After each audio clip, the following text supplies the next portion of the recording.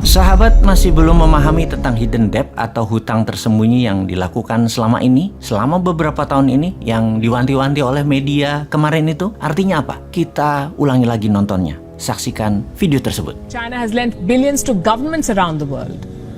A lot of these loans were given in secret. We're calling them China's hidden loans. And they're burning a hole in the pockets of the borrowers. If China's economy collapses, these countries will all suffer. And that's just part of the problem. Hidden debt hurts all of these countries. Let me give you the example of Indonesia here. Indonesia wanted to build a railway line, so it borrowed money from China. It was a very bad idea. Indonesia is learning the hard way. It took $4.5 billion from China for this railway line. The project was launched in 2015. 6 years later, the cost of the project has shot up to well over $8 billion, from $4.5 to $8 billion, almost double of what was initially agreed. Now, what do? You cannot abandon the project midway. So Indonesia is dipping into its own state budget to pay for this railway line. And this could be just the beginning of its troubles. Most of the money Indonesia has borrowed from China is off the books. It is hidden debt. It is not reflected in official books. Officially, Indonesia owes China close to $5 billion. Unofficially, Indonesia reportedly owes China close to $23 billion. That's $18 billion of hidden debt. 78% of Indonesia's debt to China is hidden. Who took these loans? Indonesian government entities. And these are very risky borrowings.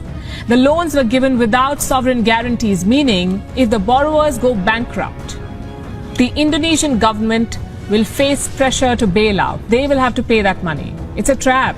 Kita jelaskan sekarang, begini logikanya. Indonesia kan negara sosialis elitis di dalam mengelola ekonominya. Dan apa itu sosialis elitis? Agen perubahan atau penggerak roda ekonominya adalah BUMN. Sosialis adalah aliran bernegara yang heavy on government. Dan rakyatnya hanya penonton, diam saja. Yang bergerak semuanya pemerintah. Peraturannya ketat, yang mengerjakannya adalah orang-orang pemerintah. Kalau seperti Taiwan, Jepang, Korea Selatan, dan Partai Republik Amerika, mereka adalah kapitalis yang berpihak kepada swasta. Taiwan, Korsel, dan Jepang sosialis akar rumput atau bottom up. Partai Republik Amerika top down atau kapitalis elitis. Oke, kita jelaskan sebentar ya. New Mind adalah kapitalis akar rumput, pro UKM. Maaf, jelasin sedikit agar menjadi pemahaman para sahabat tentang New Mind. Kita balik ke topik tentang kelolaan BUMN di Indonesia yang mungkin di dunia hanya Indonesia yang melakukan hal itu. Satu-satunya di dunia. BUMN adalah badan usaha milik negara. Jelas ya untuk hal ini. Bentuknya korporasi. Kalau korporasi berhutang, maka yang nanggung adalah pemiliknya.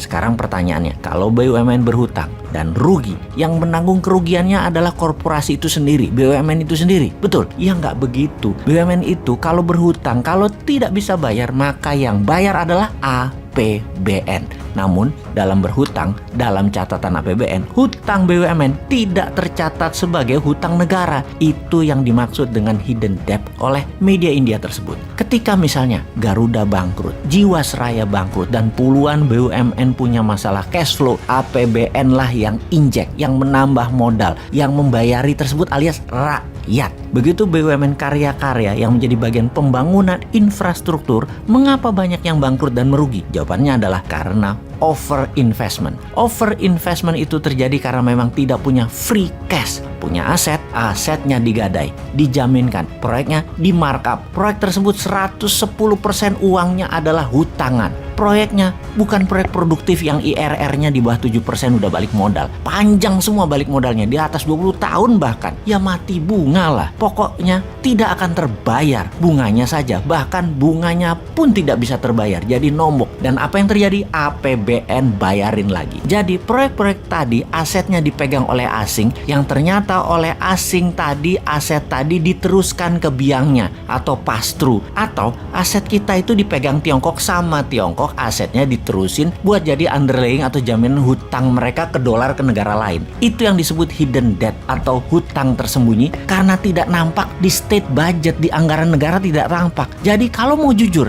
bagaimana mulai sekarang hutang BUMN dicatat di APBN?